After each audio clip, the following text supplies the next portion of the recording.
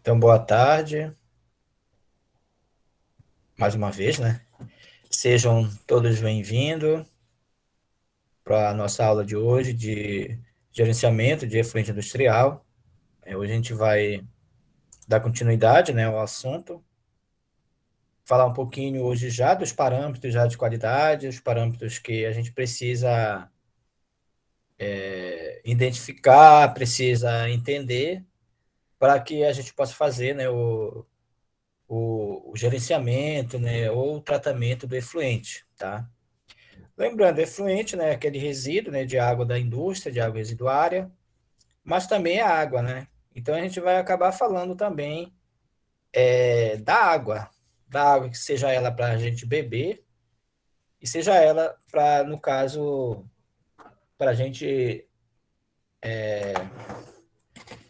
depositar, para a gente dar o retorno dela novamente por recurso hídrico, né? Então essa água tem que ser de qualidade também para que o rio, o igarapé, aquele local onde vai ser liberado esse resíduo, essa água, né, ela não possa poluir aquele manancial, né, aquele ambiente. A ideia é tratar esse material, tratar essa água e devolver ela para o seu destino novamente, né, que seja para um rio, né. É diferente do que acontece lá na Ida, né, que a água fica represada lá. Quando há casos que a água precisa ser devolvida, ela tem que obedecer os parâmetros lá da resolução lá do CONAMA, principalmente a resolução 430. Se eu não me engano, eu cometi um equívoco lá na última slide, gente, que eu coloquei lá 430/2005. Corrijam lá que não é de 2005, é de 2011, tá? 2005 é a 357, que é a classificação das águas na resolução do CONAMA também. É interessante também a gente dar uma olhadinha lá nessa nova portaria aí do Ministério da Saúde, que trata sobre potabilidade da água, a 888, tá? É interessante porque geralmente essa água que vai ser devolvida, ela tem que ser uma água boa também. Ela não vai estar apta para beber devido ao inúmeros poluentes que pode ter essa água. Então não é recomendado nem beber e às vezes há algum tipo de recomendação para ele ser usado para algum tipo de irrigação, né, para algum cultivo, especialmente, né, aquelas essências florestais. Não é muito recomendado usar isso para a horta, né, porque a horta, as hortaliças, né, elas se desenvolvem em curto período, né, e aí a gente colhe e basicamente já vai comer, né. Então, às vezes, não dá tempo dela assimilar, né, todo aquele material e aí acaba ficando lá também o resíduo, né. Então, geralmente, essas águas residuárias são destinadas a essências florestais, principalmente a frutífera, né, que aí são culturas perenes, né, e que o fruto, né, ele demora mais tempo para ele frutificar e etc, né? Então, alguns autores recomendam, né, usar essa água, tá? Então, bora aqui para o slide, né, para a gente acompanhar aqui, para facilitar a nosso encontro de hoje. Deixa eu ver se vocês estão visualizando aí o slide 5, né? Vocês estão vendo aí? Professor. Dá para ver direitinho? Então, os parâmetros, né, a gente sabe a divisão dele, né, a gente deve ter falado aí nas outras aulas. Nós temos aí os parâmetros, seja de qualidade de água e seja para tratar os efluentes, que são os parâmetros físicos, né, que a gente vai começar hoje. Né? Eu vou tentar falar dos principais, né, e eu vou tentar condensar hoje todos os parâmetros físicos. E nas outras aulas a gente vai falar dos químicos e temos os microbiológicos. Tá? Então, basicamente, esses são os três parâmetros fundamentais aí que engloba esse cenário aí dos parâmetros. Tá ok? Vocês já tiveram aula de microbiologia ambiental? Já tiveram essa disciplina? Com a professora Dirlene? Ainda não. Ainda não, né? Tá ótimo. Então, a gente vai falar de forma superficial mesmo a questão da microbiológica, né? Mas a professora Dirlene vai trabalhar com mais profundidade, tá?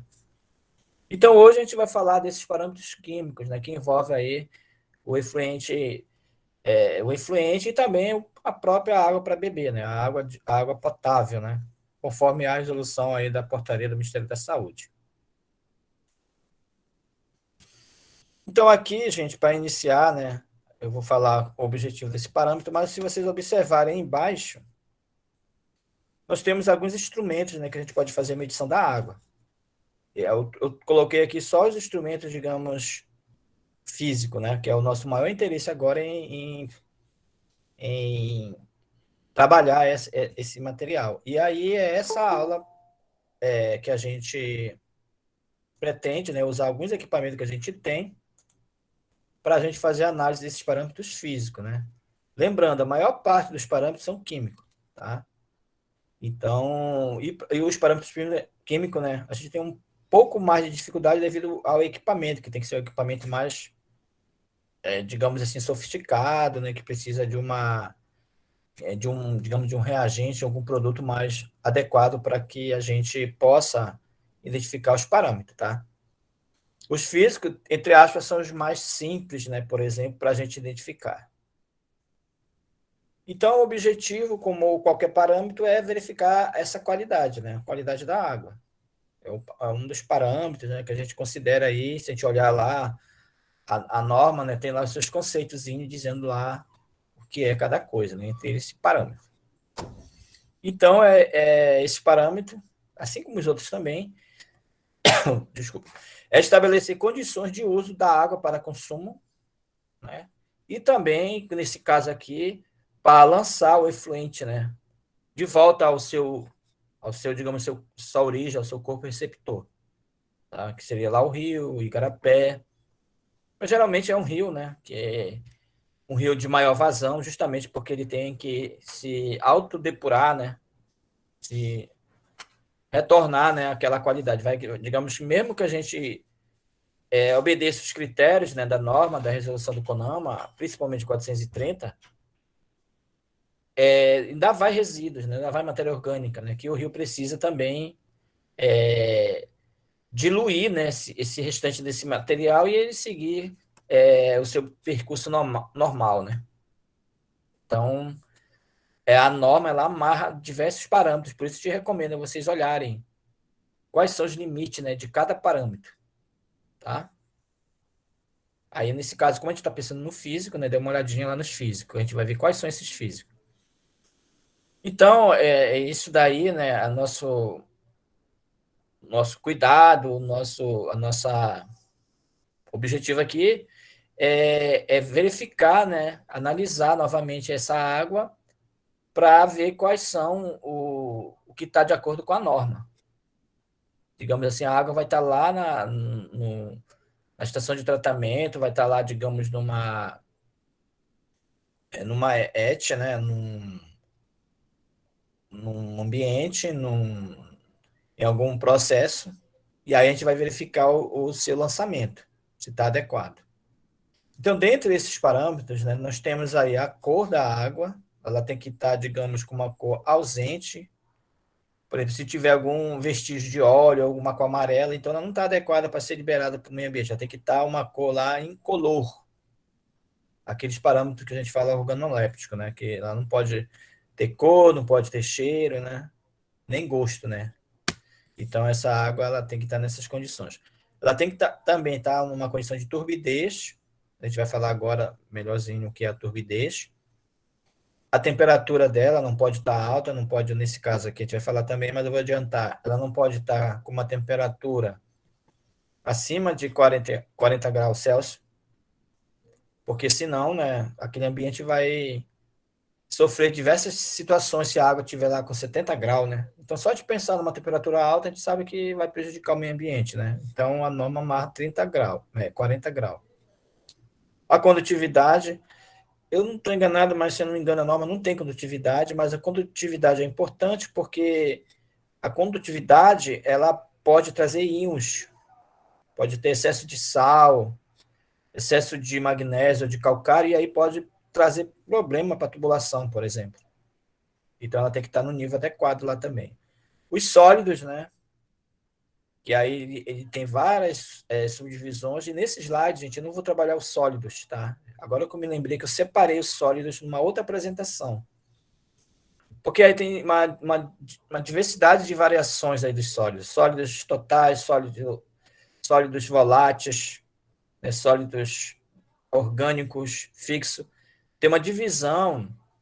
E aí, no caso, a gente tem um material lá no IFPA, mas a gente consegue só verificar os sólidos totais. A gente não consegue verificar sólidos voláteis e os outros, tendo em vista que a gente não tem um equipamento lá no IFPA chamado forno mufla, ou seja, aquele forno que tem mais de 500 graus Celsius. A gente só tem lá, digamos, a estufa, e aí a gente consegue ver os sólidos totais, ou seja, a mistura do sólido. A gente não tem uma definição de se tem minerais, porque tem que ter uma temperatura acima de 500 graus Celsius para a gente saber se tem sólidos minerais, sólidos fixos, no caso. Eu vou ver essa apresentação, talvez na outra aula a gente passe para vocês, porque ela é bem detalhada, ela é bastante informação. Mas hoje a gente vê turbidez, temperatura, condutividade. Tá? E aqui, eu acho que vou falar também dos sólidos sedimentáveis. Aqui nós temos uma imagem chamada de cone in-off, né? Esse conezinho aqui, ó. Não tem lá no FPA, mas eu comprei um cone desse e acho que deve estar chegando esses dias. Ele é muito simples, a gente só faz coletar água e espera uma hora e ele vai sedimentar. Eu acho que na apresentação a gente fala mais. Aí nós temos aqui um condutivímetro desse modelo lá no FPA, mas a gente está com um problema aqui do eletrodo, que estava pesquisando, né? Agora que eu recebi um dinheiro aí do FPA, eu estou tentando comprar esse eletrodo. Aqui é uma imagem, né, que, por exemplo, tá tendo uma água clarinha, uma água mais escura. Na verdade, esse formato aqui significa que é a turbidez, tá? A gente vai ver aqui nesse equipamentozinho aqui, ó, a análise da turbidez que eu mostrei para vocês em umas outras aulas, né? E aqui tem um outro tipo de condutivímetro, ou pHmetro, né? Mas ele é similar a esse aqui. E aí a gente tem lá no FPA também, tá? Aí o disco SEC, eu tenho aqui esse disco, é um discozinho que a gente coloca lá na água. E aí tem lá aqui uma fita milimétrica e a gente vê a profundidade. É bem tranquilo isso aqui. A gente tem esse disco, pelo menos a gente pode fazer num balde ou fazer lá no trapiche. E aí a gente vai verificar a transparência da água, tá? Então, basicamente, esses equipamentos aqui nós temos e nós podemos fazer aqui essa prática, tá? Então, começando os parâmetros da temperatura. A temperatura, gente, na norma, ela tem uma série de situações. Porque vocês sabem, a água pode estar a 5 graus Celsius, lá por sul, por exemplo, pode estar 10 graus, ou a 30 graus Celsius aqui na nossa região. Tá? Então, de acordo com essa temperatura, vai mudar, por exemplo, o parâmetro para a gente ver a concentração do cloro, a concentração do oxigênio dissolvido na água, a turbidez. Tá? Então, a temperatura ela varia bastante. Se a gente analisar lá a portaria do Ministério da Saúde sobre potabilidade da água, a gente vê lá um monte de quadro. A gente fica até confuso, né? Pô, tanta informação, né? Mas, na verdade, está se referindo à temperatura. Então, a temperatura é a medida da intensidade de calor. Isso aí já é um conceito bem batido aí que vocês já viram na física, né? Então, ela influencia aí, como eu falei, diversas situações. Né? Ela influencia a densidade, que seria essa concentração, né? Que é a mesma coisa. Densidade, vocês sabem, massa por volume, né? Concentração também, massa por volume. Então, ela varia, né? De acordo com a concentração, por exemplo, de cloro, que é o nosso interesse, né? Maior, né? Por exemplo, se a água tiver uma temperatura a 30 graus Celsius, a concentração de cloro naquela água pode ser maior. Por exemplo, em vez de eu considerar ela adequada 0,1, eu vou considerar ela 0,01, ou seja, por causa da temperatura. Ela também influencia a viscosidade da água, né? A viscosidade já é para verificar se aquele material está grosso ou fino, então influencia isso. né, que é um outro parâmetro que envolve várias situações. Como eu falei, o OD, né, oxigênio dissolvido, e isso reflete muito, né, nesse caso, para aqueles organismos aquáticos. Por exemplo, se eu tiver muito ou pouco oxigênio na água, eu tenho um risco de aquele rio estar morrendo. Eu estou também atrás do material para a gente identificar aqui pelo menos oxigênio dissolvido na água, através dos vidros. Tá faltando 2 vidros, eu comprei, também está chegando esses dias. Aí eu vou marcar no outro momento, porque esse oxigênio dissolvido já é o químico, tá? Que já vai ser lá para frente, depois desse slide aqui, desse material, a gente vai ver lá para frente os químicos e aí a gente vai ter outros parâmetros para analisar também. Tô com essa expectativa aí, tá? De fazer essas análises, tomara que dê tudo certo, tá? Talvez lá para frente, né, a gente vai dar uma acumulada aí, a gente vai marcar uma aula mais próxima, porque a gente já está avançando no tema, né, a gente já tem uma ideia, e aí já vai facilitar a gente fazer algumas práticas. Então, a gente sabe que a fonte natural, por exemplo, da temperatura é a própria radiação solar. Ela influencia, né? Na nossa região aqui, desculpa, a gente sabe que é mais quente, né? Obviamente a temperatura é mais quente e também os organismos acabam se adaptando, né?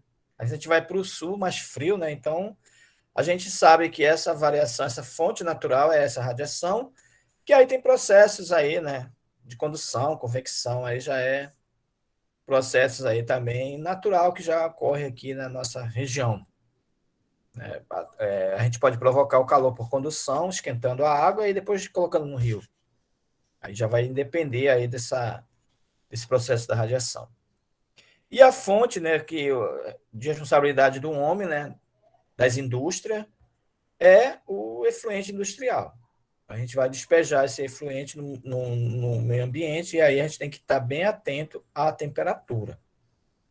A gente sabe, né, que infelizmente nós não temos um sistema bem rígido, né, bem organizado de estação de tratamento de esgoto. A gente tem essa deficiência aqui no Brasil como um todo. Tá? Então, é por isso que muitos rios, né, muitos organismos aí têm dificuldade, morrem, por causa que não tem o controle do efluente. Tá? A gente tem uma aula lá para frente que a gente vai mostrar os desenhos do sistema de tratamento, tá? Os diversos tipos de tratamento, como é o tratamento preliminar, primário, secundário. Lá na frente a gente vai ver essa estrutura, tá? Por enquanto a gente está vendo esses parâmetros, né? Como é que ele funciona. Que são muitos, né? Vou selecionar alguns para a gente trabalhar e aí a gente vai ter a ideia aí do restante. E aí a gente sabe, né, que a unidade aí de temperatura que a gente usa aqui é graus Celsius. Mas lembrando, né, gente, que na maioria dos cálculos, quando há necessidade, a temperatura que é cobrada é a temperatura Kelvin. A Kelvin, que é aquele Qzinho, né, aquele Q maiúsculo, que é a temperatura do sistema internacional, né? Esse Celsius aqui é brasileiro, o Fahrenheit é americano, o Kelvin que é a unidade internacional, tá? Aí, nesse caso, se for necessário, a gente faz a transformação. Por isso, lá estuda em física lá, bem direitinho, tá? Então, a importância, reforçando, né, isso lá vai interferir bastante essa questão da temperatura, tá ok? E aí, através desse aumento da temperatura ou redução da temperatura, vai favorecer uma série de reações químicas aí, ó.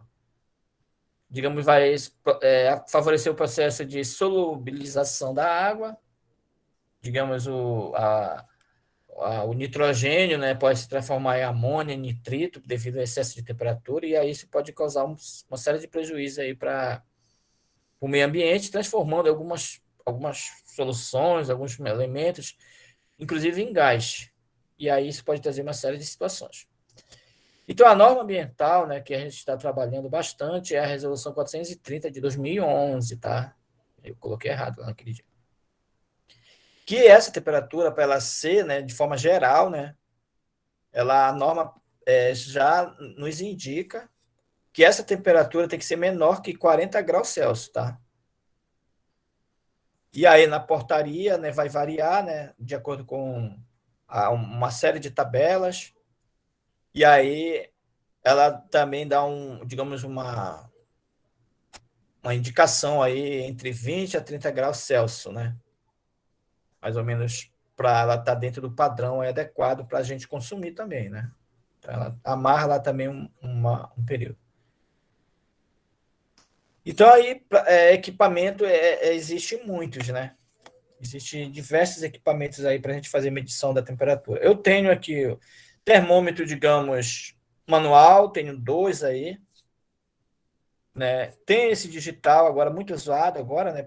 Inclusive lá a porteira lá usa esse quando a gente chega, né? Para verificar o manual. E também lá serve para verificar a temperatura da água. Eu tenho um desse aqui, eu vou levar.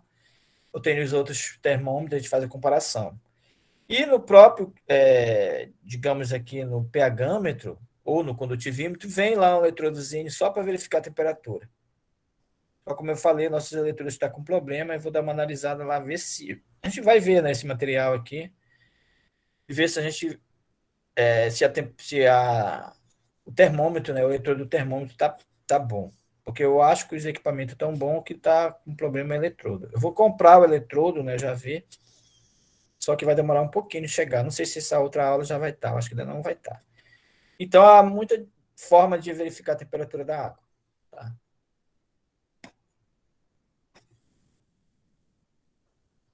E o outro, né?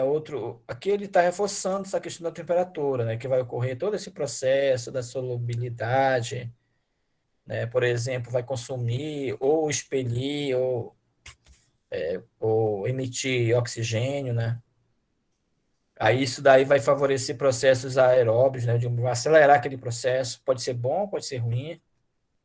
E aí, com essa questão da solubilidade e o processo aeróbio, obviamente vai causar mau cheiro na água, né?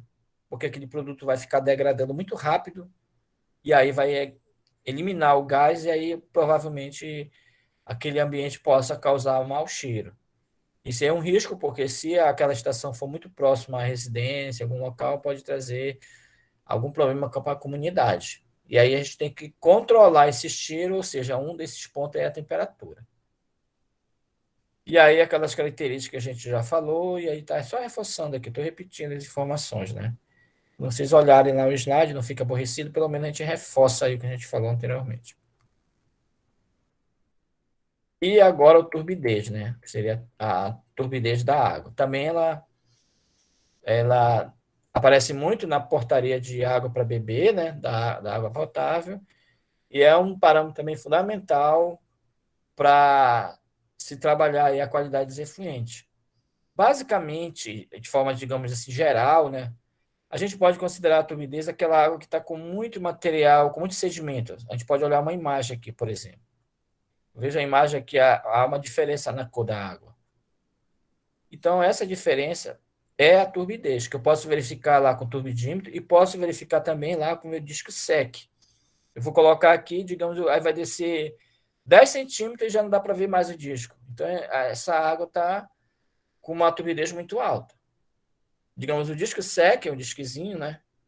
Ele é, digamos, uma leitura mais manual, mais visual, né? Que a gente tem lá com o equipamento. Aqui a gente vai ver uma leitura mais, digamos, mais técnica, mais tecnológica, né? Que a gente já vai ver no equipamento, já o display, a leitura da turbidez. Ok? Então, a turbidez, né, é isso, é o grau de interferência com a passagem da luz. O turbidímetro, ele tem lá um dispositivo que ele vai emitir uma luz lá na cubeta, onde vai estar lá uma amostra da água, né? E aí ele vai ler conforme essa luz vai entrar lá naquela cubeta e vai, digamos, desviar. E essa quantidade de desvio, ele vai dar uma leitura, tá? Então, conferida a uma aparência turva da água. Então, ou seja, é grau de interferência com a passagem da luz através da água, conferindo uma aparência turva, que digamos, essa turva aqui é essa água com essa cor, digamos, meio quase amarela, quase vermelha, né? Então, é uma cor diferente da água, que a água não tem que ter cor, né? Que a gente sabe, né? Causada por sólidos em suspensão, né? O excesso de argila, digamos assim, ou ferro, algum sólido lá que está lá na suspensão.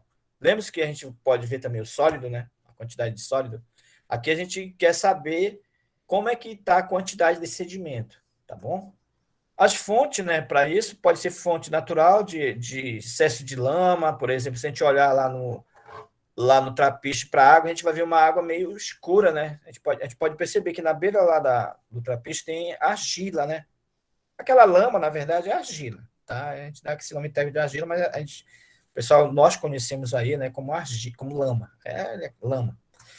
Ou pode ter um excesso de areia, né? Então isso daí é argila ou silt, né? Que seria essa areia com bifininha. Também pode ter alga, outras coisas também, né? Porque, na verdade, o que ele vai ler vai ser aquela luz, né? Que se ela não atravessar certinha, significa dizer que tem algo lá, né? Nesse quesito da turbidez, a gente não está interessado com o material que está lá. A gente só sabe que tem algo lá que não está adequado. Que está interferindo essa passagem de água, que pode ser várias coisas, né? Como a gente está vendo aqui. Geralmente, né, se a gente olhar lá no trapiche, a gente vai dizer, não, é a argila que tem.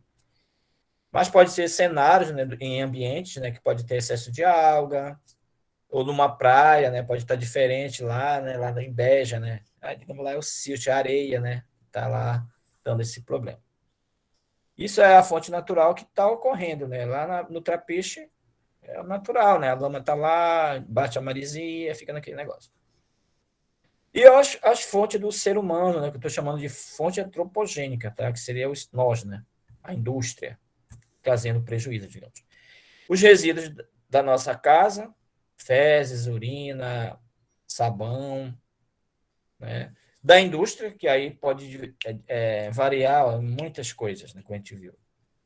E aí também essa indústria ou algum processo nosso também, doméstico, pode favorecer crescimento de micro-organismos, de algas, ou até mesmo a questão da erosão. Por exemplo, aí na beira do rio, por exemplo. A gente pode verificar a água também com uma cor diferente, além do resíduo doméstico, né? De repente, a beira do rio, todo mundo está fazendo casa, não está tendo mais árvore, não tem mata ciliar e está quebrando, digamos assim, né? Quebrando terra para lá, e aquilo vai também favorecer aí a turbidez, tá? Então, a turbidez é bem interessante. É obrigatória também esse parâmetro, ou seja, toda a indústria tem que verificar a turbidez para ser lançado? Tem que verificar. É norma, está lá na lei, não pode mandar devolver essa água de qualquer jeito. Então, aqui está o equipamentozinho que eu já mostrei para vocês, né? Está aqui o turbidímetro, ó. O equipamento, a gente coleta amostra aqui nessa cubetazinha. Aí tem que lembrar uma seguinte situação, tá, gente? Quando vocês forem manusear, eu vou dar para vocês o turbidímetro. Eu não tenho como estar lá assim, lá no lado de vocês direitinho, tá? Eu vou dizer a dinâmica, aí vocês vão fazer. Mas eu lembro bem, tá, gente? Na hora que manusear esse equipamento, tomem muito cuidado com essa cubeta, porque se vocês arranharem ela, que essa cubeta, tá perdida a cubeta, porque ela vai lançar aí a luz, né? E se tiver um arranhãozinho, ela vai considerar algum tipo de sedimento, algum tipo de material. Aí a nossa leitura vai dar totalmente errada. Então, ou seja, quando a gente for limpar a cubeta, né, que a gente tem que limpar, que a gente vai colocar água aí, pode molhar, se for enxugar ela, a gente vai usar papel higiênico, tá? Eu vou até levar o papel higiênico bem macio, justamente para não ter esse risco de arranhar essa cubeta. Claro que a gente vai ter que calibrar o equipamento, ele está ainda tudo ensacado, eu vou tirar de lá. Eu vou até mandar um manual para vocês aí, para vocês assistirem. Vou mandar também um tutorial, um videozinho para vocês assistirem. Assistam, tá, gente? Porque esse material a gente conseguiu aí pelo projeto do professor Josiel. Muita penúria, muita dificuldade. E a gente não tinha nenhum equipamento desse lá e está zerado. Então vamos tentar conservar para que a gente use, e vocês mesmos, de repente, podem fazer pesquisa, tem um projeto integrador, né? Eu não sei qual é os projetos que vocês estão costurando aí. E aí você já tem esse material aí para fazer algum trabalho, tá? Se vocês quiserem fazer algum projeto, assim, projeto integrador com água, com análise de água da comunidade, alguma coisa, nós já temos como fazer alguns parâmetros, tá? Não só esse, nós temos também microbiológico, que vocês podem estar fazendo, né? Quem quiser fazer aí algo na sua comunidade, tem poço lá na minha comunidade, aí vocês podem usar. E aqui, gente, eu não sei se vocês estão vendo aqui, ó, um discozinho, ó. Tem preto e branco aí, ó. Aí bem aqui tem essa fitazinha. Aí o cara ele vai fazer a medição aí, ó. Isso aqui também, gente, é uma forma de medida de turbidez, tá? Ele vai colocar aqui, vai dar uma leitura aqui no. Tem uma fitazinha e a gente verifica. Se ficar muito próximo de colocar o disco e já não vê mais nada, significa que aquela água está muito turva, está com uma turbidez alta. Ela não está adequada, digamos, para muitas coisas, para beber, para criar peixe, etc. A gente tem esse discozinho aqui. Não sei se a gente vai conseguir fazer, né? Não dá para a gente ir lá para o rio, né? Talvez. Parece que o terapeuta está interditado. Mas a gente faz um balde, pega um balde de água lá e mesmo só para te ter esse contato aí com o material, né? Então, gente, a unidade de turbidez, ela lá nessa nova portaria agora do Ministério da Saúde está UT, ó. É muito simples, unidade de turbidez, né? A gente não se enrola a falar. E aí alguns autores colocam o NT, a leitura americana, a leitura original, né? Que é a unidade de turbidez ou nefolométrica. Nefelométrica. Porque tem um material aqui com esse produto aí, digamos assim, né? Esse nome aí, nefelométrica. A unidade de turbidez nefelométrica, ou unidade de turbidez, o T só. Agora a nova portaria colocou só o T. Alguns colocam o NT. Aí, para a gente, eu vou considerar as duas unidades. Se vocês colocarem o NT, eu considero. Se colocarem o T, também está correto, tá? Aqui eu nem atualizei, né, a portaria, da foto, dar uma olhadinha, né? Na portaria, mas geralmente, como eu falei, né, esse VMP, né, é o valor máximo permitido, ele varia em relação à temperatura, né, que ele pode ser 0,5, na verdade aqui não é até 1, é até 5 unidades defonométricas, de acordo com a situação. Por exemplo, de acordo com a temperatura, eu tenho que ter lá aquela quantidade, tá? Como a gente não está muito voltado para água para beber, né, mas eu peço que vocês dêem uma olhadinha lá, tá? A gente está muito focado aqui na efluente, né? Então, na efluente, no caso, para água doce, ó, tem toda aquela classificação da água, né? Então, cada classificação, no caso, se for a 357, ele vai determinar aí um parâmetro, tá? Nesse caso aqui, água doce, o parâmetro da classe de água doce, tá? Aqui eu não sei dizer para vocês se é classe 1, classe 2, eu acho que é classe 1. 40 UNT. Tá? Então, o limite máximo que tem que ter essa água lá no efluente. Tá bom? Então, os parâmetros estão sendo amarrados na norma, seja na 430 ou na 357. A gente tem que saber mais ou menos, pelo menos ter esse material para a gente estar consultando, tá? Então, vamos lá, o que tem mais? Aqui é aquela diferença do que eu estou falando, água turva. Ó. Essa água aqui, por exemplo, está com excesso de lama, né, de argila. Ó. E o certo é essa água limpinha, essa água transparente, como pede lá a norma, né? Aí tem um vídeo, tá, gente? Acho que vou copiar e colocar lá no grupo para vocês estarem assistindo e para estar fazendo direitinho lá, tá? Olha, eu tô vendo tem poucos alunos aqui. É muito ruim, né? A gente entregar o equipamento para o aluno e aí ele não sabe, ele não entendeu. E aí a gente pode ter problema, né, gente? Porque está na minha responsabilidade, tá? Para vocês terem uma ideia, gente, o projeto do professor Josiel era de R$ 100.000, tá? E aí houve uma série de situações e eu fiz algum pedido, né? Que a professora de Selma, né, pediu para a gente conversar com ele. E aí eu pedi para ele turbidímetro, pedi pH, várias coisas. Só que aí o projeto conseguiu passar o turbidímetro. E aí ele conseguiu 10 turbidímetros.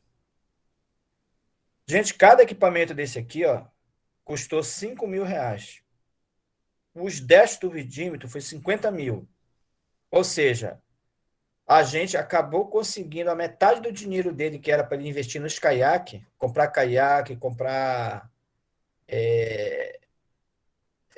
colete, outras coisas, ele acabou não conseguindo, que era o objetivo dele. Foi até uma emenda parlamentar do Edmilson. A gente foi agraciado, tá, gente? Por isso que se tiver algum aluno aí, algum grupo de aluno que for fazer um projeto integrador, me procure, porque a gente precisa, inclusive, dar esse feedback lá para o Edmilson, porque agora ele é prefeito, né? Ele precisa também colocar no relatório dele a justificativa da aquisição desse material, tá? Que vai, por exemplo, a gente vai ter esse contato, a gente vai pelo menos ver esse parâmetro aí, né? A gente só faz turbidez, tá? Mas já ajuda muito, né? Eu estou conseguindo, de forma paralela, outros materiais, no outro projeto que a gente aprovou, porque o dinheiro caiu semana passada. Eu já tinha comprado algumas coisas, né, que eu precisava, mas como caiu agora, aí agora que eu estou fazendo as compras. Eu ainda tenho que pesquisar preço, é a maior burocracia. Eu estou me arriscando comprando algumas coisas já, senão eu pedi autorização para Belém, não sei para onde a coisa não sai. E aqui, gente, tem outros tipos de equipamento, né? Outros turbidímetros mais avançados, digamos aqui. Esse é, acho que é uns R$ 30.000. Ele faz a turbidez e outras coisas também, de forma, digamos assim, mais precisa, podemos dizer assim, tá? Porque esse aqui, apesar dele ser caro, ele é meio que portátil ainda. Tipo, eu posso levar para campo ele. Tem uma pilha, né? Eu posso ir lá em campo fazer a medição, tá?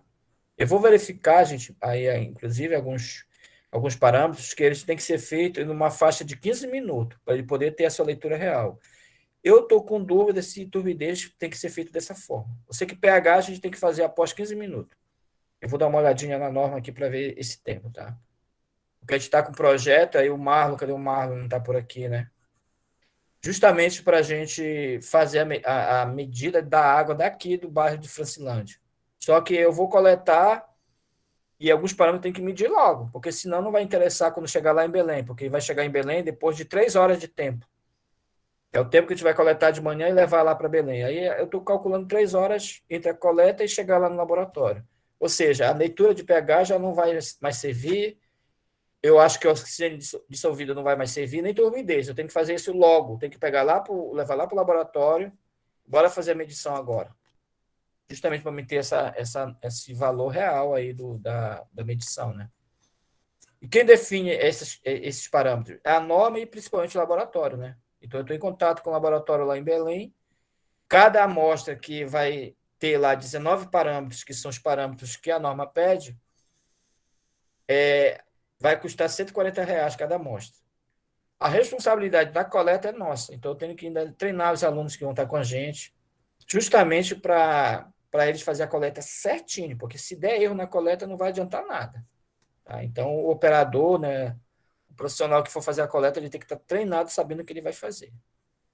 Quem quiser participar desse dia, que eu estou planejando, me avisem, que o dinheiro eu já tenho, né?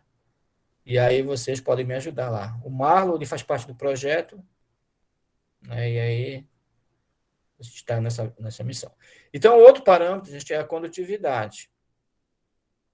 Eu tenho uma outra imagem lá, o condutivímetro que a gente tem, mas a gente tem também um de bancada com um condutivímetro, só que está com aquela mesma história lá do problema do eletrodo. Porque o pessoal, além desse eletrodo ser velho, né, o pessoal não teve cuidado de manter lá o eletrodo, digamos assim, hidratado. Tem uma solução, né, que ele tem que estar lá todo tempo lá molhado lá.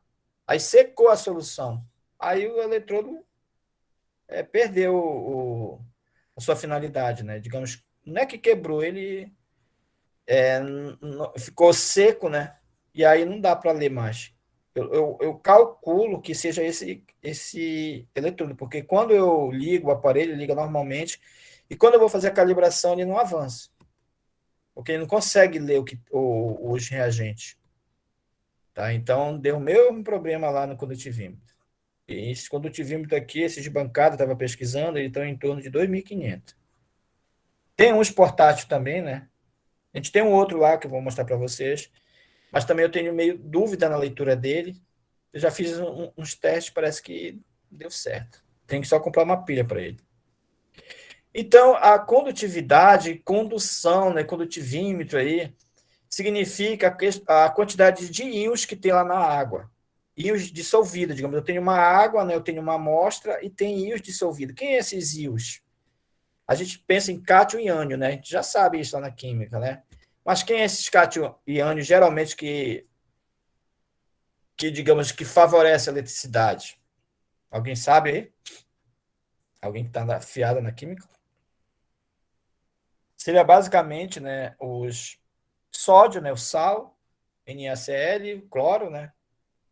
Aí a gente verificar se der uma condutividade alta aqui na nossa amostra, a gente já pode já imaginar. Tem muito sódio, tem muito cloro, ou muito magnésio, muito calcário. Calcário? Acho que calcário não. Cálcio, né? Ele tem que ter algum material que tenha na sua constituição elementos elétricos, digamos assim, que praticamente é o sódio que eu me refiro, mas há outros tipos de íon também, que eles podem dar algum indicativo lá na nossa amostra. Tá? Então, a medida dessa leitura é em relação à corrente elétrica, tá? Por isso que a leitura é microsiemens, esse S aqui eu não coloquei aqui, eu coloquei aqui, ó. Siemens, né, micro, SS maiúsculo, significa Siemens, que é o S, né, que é essa leitura elétrica, agora que foi uma conversão, digamos, até mais atual, tá? E aí, então, a leitura que eu vou ter lá no meu display, lá em relação a essa condutividade, tá? Não temos na norma, né, especificamente assim, um limite de condutividade, mas é importante. Imagine uma água que está lá com excesso de sódio, de sal, de cálcio, magnésio. O que isso vai ocasionar lá para o motor, né? Vai criar crosta lá, por exemplo, lá no tubo, se for de ferro, principalmente.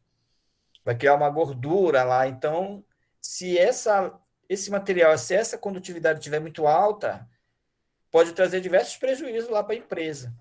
Porque tem lá a bomba d'água, né? A bomba, basicamente, lá o material é de ferro. Pode entupir, corroer, né? Então, não é adequado lá que essa condutividade esteja alta, digamos assim. A gente tem uma tabela, né? Não sei se eu trouxe essa tabela. Não.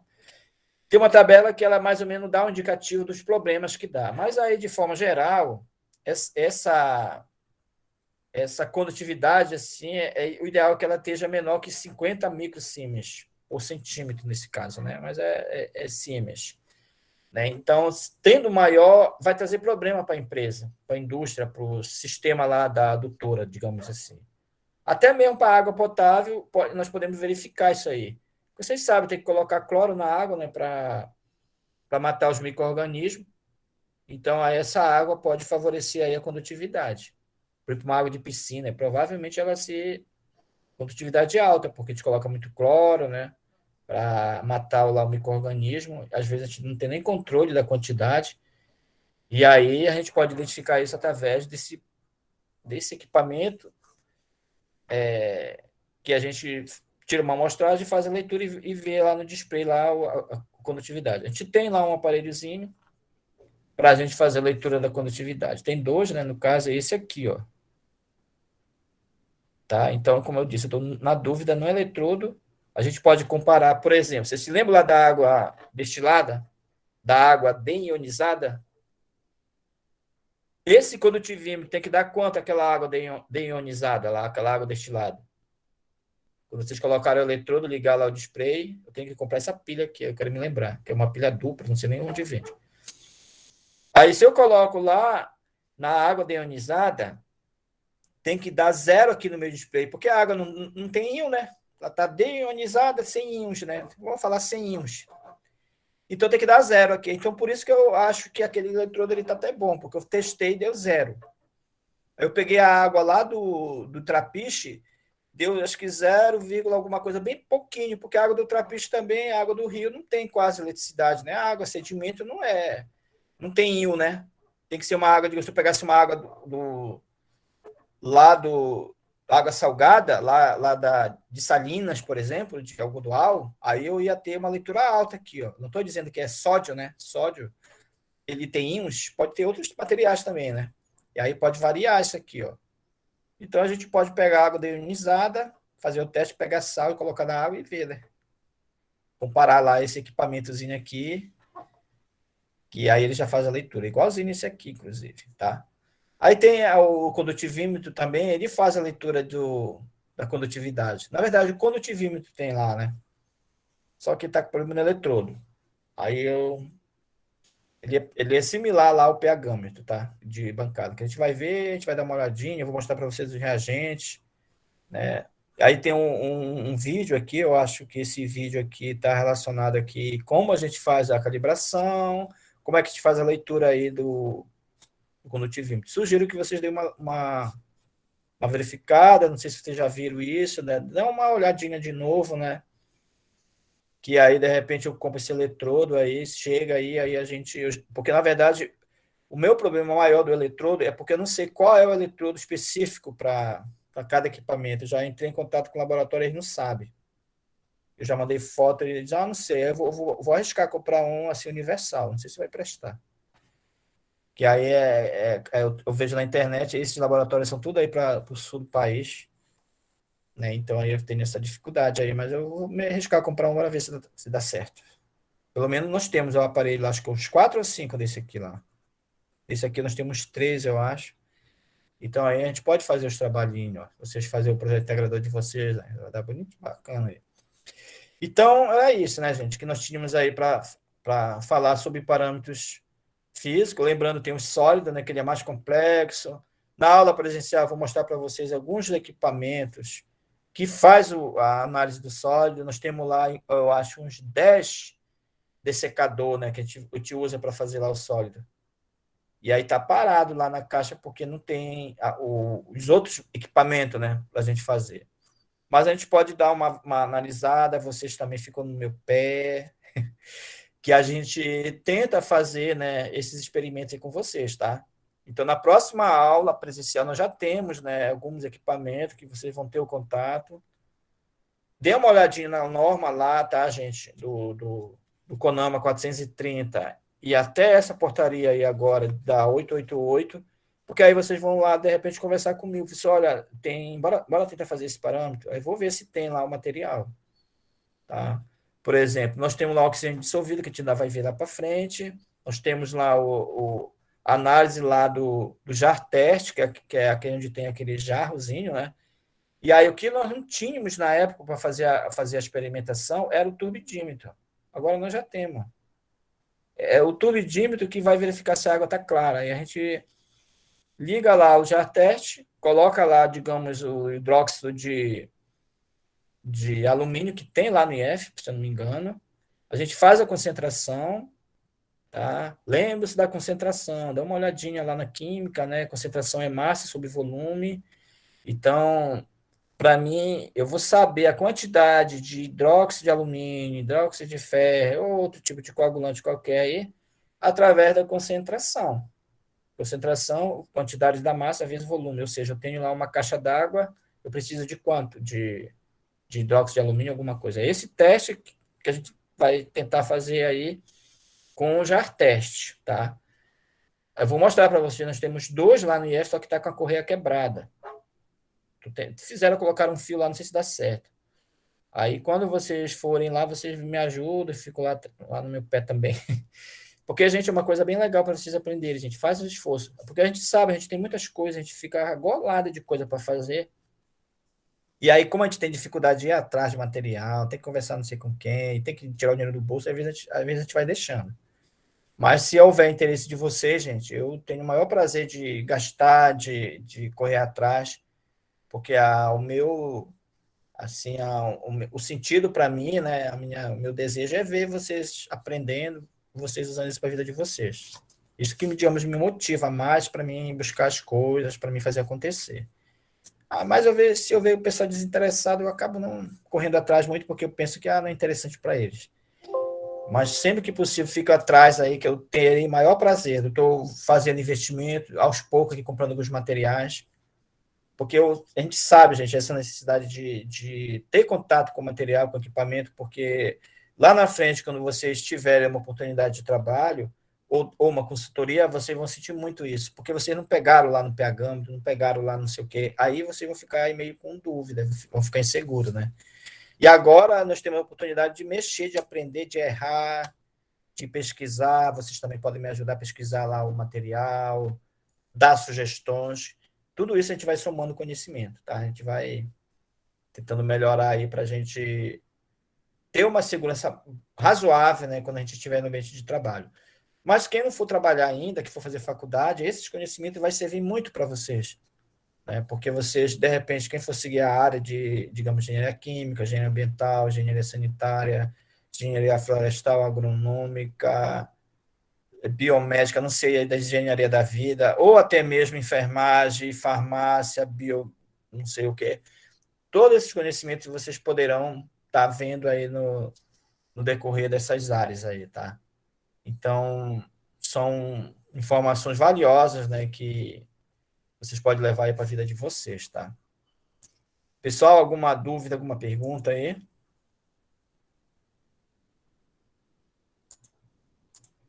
Vocês assinaram a frequência? Seria legal, né? Esse silêncio, assim, na aula presencial, né? Na presencial, o pessoal já fala demais, né? Aqui no Meet o pessoal fala pouco, né? Olha aí, gente, a frequência assinem, tá? Tem pouquíssimo aluno, não sei o que aconteceu com vocês hoje. Franciele, Rita, Thaísa, Gustavo, Eloíne, Carol, Raimunda, Vanessa. Não sei o que aconteceu, gente. Nós temos nosso encontro certo, né, nesses dias, tá? Rita, tu tem como conversar lá com o professor Steven, se ele pode autorizar a gente na próxima aula, a gente dele liberar a aula dele para a gente, porque vocês vão estar lá, né? Não vai ter como você retornar para ter aula online, né? Eu vou falar com ele depois na aula, professor. Tá. Aí, gente, eu convidei o Rogério, na verdade, o Rogério e o Mandoli, para eles me ajudarem a fazer os reagentes sexta-feira lá no IFPA. Justamente porque eu quero tentar ver se eu faço uma aula prática para vocês da titulação. Eu vou verificar, por exemplo, carbono. Eu já vou levar os tutoriais prontinhos, né? E aí a gente faz a titulação, a gente faz a verificação da turbidez, da temperatura, da condutividade. Tá? Eu vou tentar fazer esses 4 momentos lá, eu vou ver como eu faço. Só que eu preciso ter os reagentes porque para a gente ir direto para a titulação, tá?